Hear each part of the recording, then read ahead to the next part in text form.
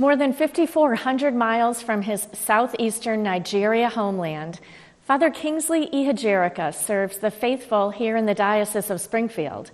On his journey from Nigeria to Northampton, where he now serves as the administrator of St. Elizabeth Ann Seton, Father Kingsley earned a wealth of knowledge that includes 3 bachelor's degrees, 2 master's degrees, and a PhD.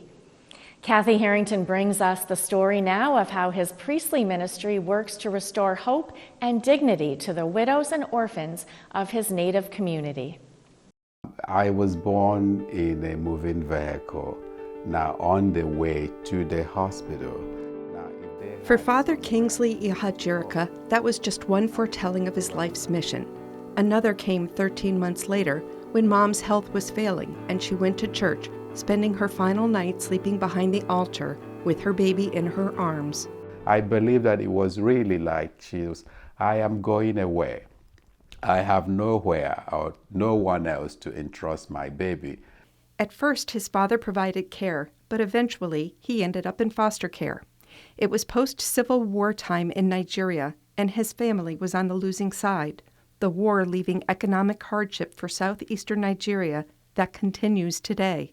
After the Civil War, a lot of the men had to leave their families to go to the northern part of Nigeria to look for opportunities, and they ended up getting killed. Eventually, his father became successful and provided his children an education while helping to support war widows and their children. Father Kingsley received a Catholic school education, including major seminary. Ordained a priest in 2003 in the Archdiocese of Owerri, the young priest used his monthly salary to financially support a group of widows and their children, their plight reminding him of his mother. Receiving a papal scholarship for the College of St. Paul in Rome was a privilege, but for Father Kingsley it also meant leaving the widows. Meeting Pope Benedict for just a minute, Father Kingsley explained to the Holy Father the ministry he had left behind and asked for his prayers. And he prayed, he says, "Que il Signore benedica la tua missione," which means, may the Lord bless your ministry to these poor women. The next summer, while on temporary assignment at St. Helen Parish in New Jersey, he was befriended by a couple, moved to tears by the photos of Father Kingsley and the widows. I went back to Rome.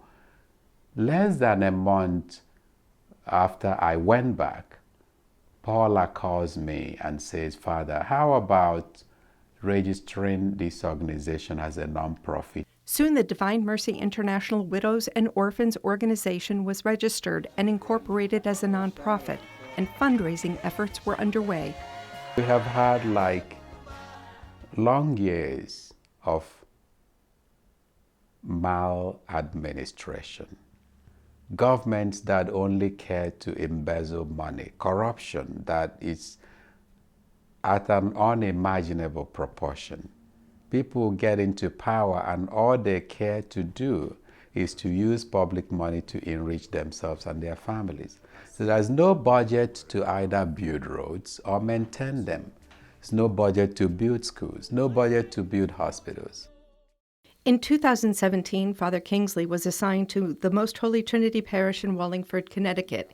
He was given an opportunity to share about the Divine Mercy International Widows and Orphans organization and the need for a medical facility. Car washes, bake sales, rummage sales, a wine tasting, and bingo, just some of the ways money was raised. In August of 2018, it was time to break ground for the clinic designed by a local architect. I cannot even begin to tell you how happy I am.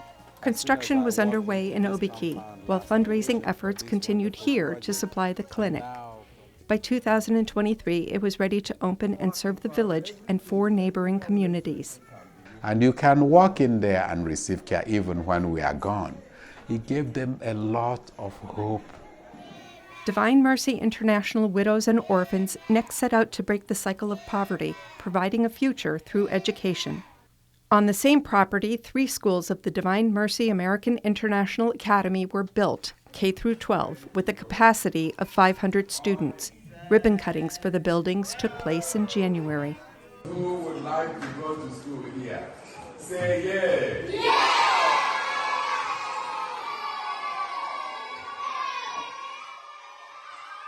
Fresh from the school opening celebrations, Father Kingsley is back at his Northampton parish, St. Elizabeth Ann Seton, patron saint of widows and Catholic schools. One young parishioner was especially happy to see Father Kingsley, the feeling mutual. His ministry and the faces of children fill him with joy. It's almost like a carnival.